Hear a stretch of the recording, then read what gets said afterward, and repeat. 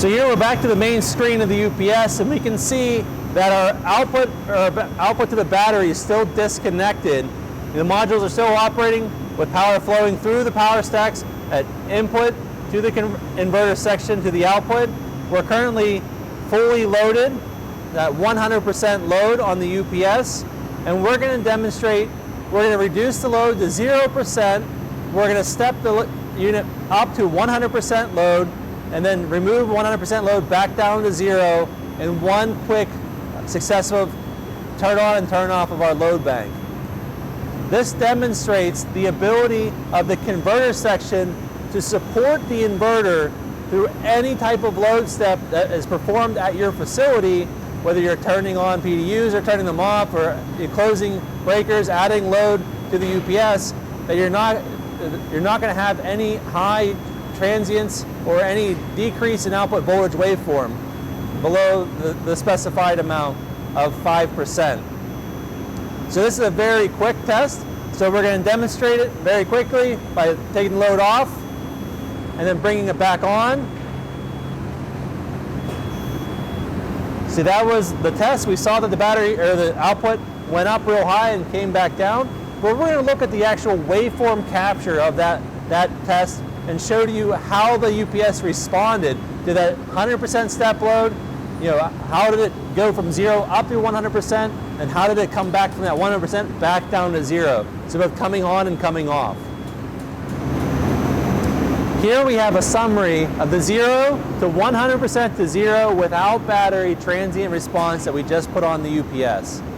We have overall system output voltage over the entire response. We have our output current set at 0, jumping up to 100%, and back down to 0 and out. In this test, we see that event 1 to event 2, which is the start and stop of the transient, is about 0.373 seconds. Our output voltage, RMS, maintained 480 the whole time. Event 1, which is the stepping from the load from 0 to 100%, had an output max deviation of 1.45%, and stepping the load back off from 100% back down to 0, we had a result of 1.41% output deviation, well within our 5% spec. So let's zoom in on 0 to 100% and expand on that part of the waveform.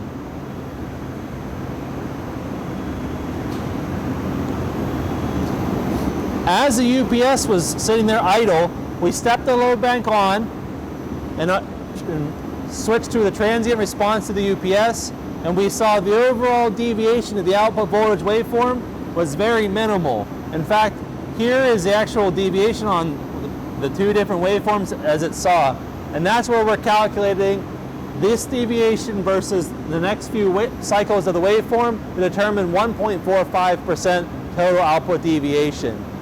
If we bring it back to the whole load, and then we'll look closer at event number 2 next.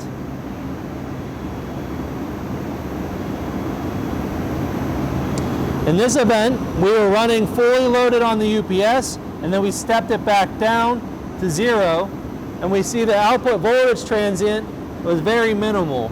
In fact, right at the same point, you'll see just a little bit of overshoot on the output voltage, and overall we're measuring these few cycles to determine that we had about 1.41% voltage overshoot deviation in the output waveform. Just as a note, as we look at the output currents, these are in peak to peak on the overall UPS system, and you'll notice that this output current is actually displayed on our data acquisition system as a 60% current. That is due to there being 5 power modules inside the UPS, and how we have to acquire the data and the transient, and detecting that the transient from 0 to 100% step load on the output, there's such little deviation in the output voltage waveform that we actually can't capture it by measuring the output voltage and the output current to the system. We actually have to look at the overall waveform of the UPS in different parts of the system. So since we have 3 modules on the right and 2 modules on the left, we see the current of 3 modules, not of the whole system. However, the test was performed at 100% load. For the next test, we're going to repeat the 0 to 100% back down to 0 step load on the output of the UPS, demonstrating the transient response of the UPS, but this time we're going to do it slightly different by adding battery back onto the system. So this is actually an easier test for the UPS to perform, having the battery system available. So on the main screen, you can now see that we have the input current flowing through the UPS to the output, but we also are technically charging batteries at this point in time. There's not a lot of current going to them, but the battery is now reconnected.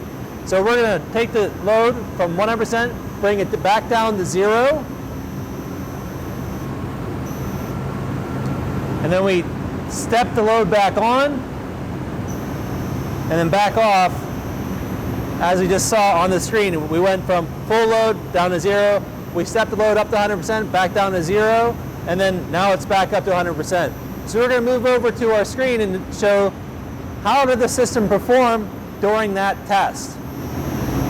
All right, now that we've completed our 0 to 100% to 0 with battery tests, we're going to show that on our data acquisition system here.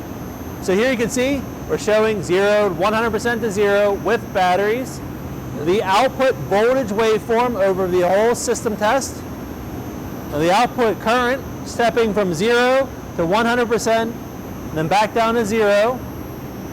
Overall, between event 1 and event 2, we had 0.345 seconds of duration. Our output voltage RMS remained 480. Our event 1 results, which is this time period right here, we had a 0.89% output voltage max deviation. See here, you can show the output voltage waveform kind of stayed the same. The transient was stepped on. Overall, you're going to have a little blip in the output voltage here and there during that transfer time. And as measured by our system, it's 0.89% max deviation. Now we're going to move to the zoom back out and go to the second event, and we're going to look at the output current as it's stepping off the system and how that affected the overall output voltage waveform. So in this test, you can see that the output voltage waveform maintained great stability with a little bit of overshoot during the duration, and that was measured by our DAR system as 1.23%. So very minimal deviation from 0 to 100%, back down to 0 step loads with battery.